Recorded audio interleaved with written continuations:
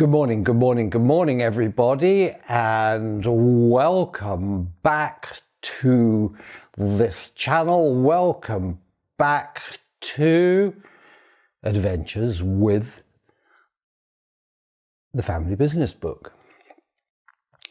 And excuse my George Galloway expression, but I've got a bad hair day today and I haven't had time to fix it yet this morning. It's just before breakfast, so it's approaching 8 o'clock in Istanbul. And today I want to talk to you about a kind of recent inquiry I had. It was more of a kind of anecdotal question. And somebody asked me, why is it in the West that we prize money and entrepreneurship and success so highly? And in this video, I will attempt to answer this question fully.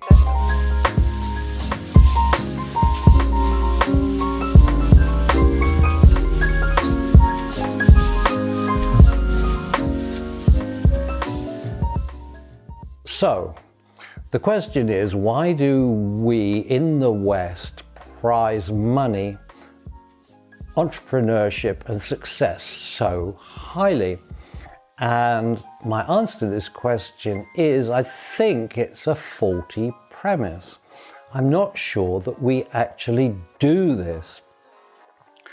And in order to understand what I mean, you've got to understand the way that I think about money, because I think it's also the way that lots of wealthy people regard it. For me, money is simply a commodity. It's a way of storing value. Now, you could store your value in something else other than financial units. You could store it as oranges or bananas or tobacco if you were that way inclined, or gold or pearls or diamonds. All of these are things that can be traded, and so they're called commodities. And money is very similar. Money actually doesn't have a fixed value. It moves around relative to everywhere else, in the same way as bananas change in value depending upon whether they're green, whether they're ripe, or whether they've gone bad. And so the money is similar in a way. Money never actually goes bad, but the economies that support a particular currency can go bad, and therefore the value of your money can go down. So I don't think we really prize money that highly. What we prize is the value, and because the value enables us to do various other things out there in the world. So with that out of the way, let's move on to the second point.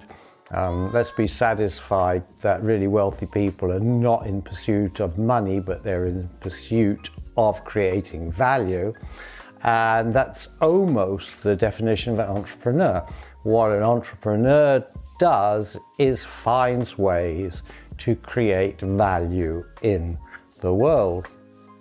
And there are a couple of ways of looking at this. One way of looking at it is to say that you look at the market out there, you identify a niche, a segment within the market, and you solve that niche's problems in some way. So if there's a segment of the market that has gone to prospect for gold in some region of the world, you can turn up there and provide them with drill bits and food and transport and all the various things that are required to prospect for gold. And that's a kind of entrepreneurial way of doing things. On the other hand, the real entrepreneurs actually predict some kind of need in the world.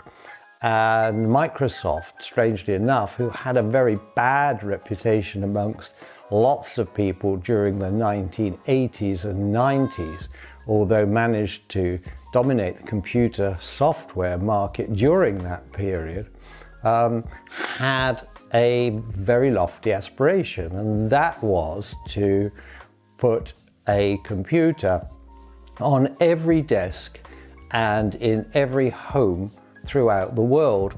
And when they created that aspiration, they did so at a time when a computer was probably around the size of something like, I'm just trying to think of an example now, something like the size of a car. So to put a car on your desk would not be a good idea.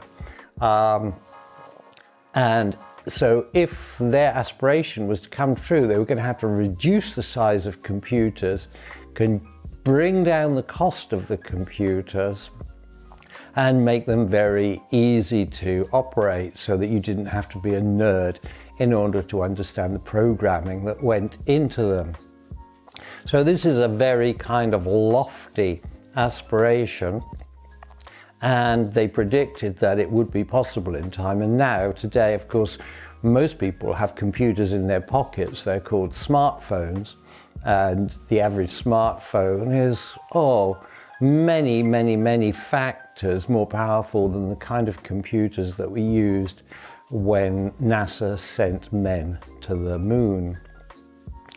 So success really revolves around having a lofty aspiration, or else identifying a niche market and supplying it very, very well. Now, this can actually cost people in other areas. So, for example, Steve Jobs, bless his heart, he was an entrepreneur, but he wasn't particularly successful in terms of his family life.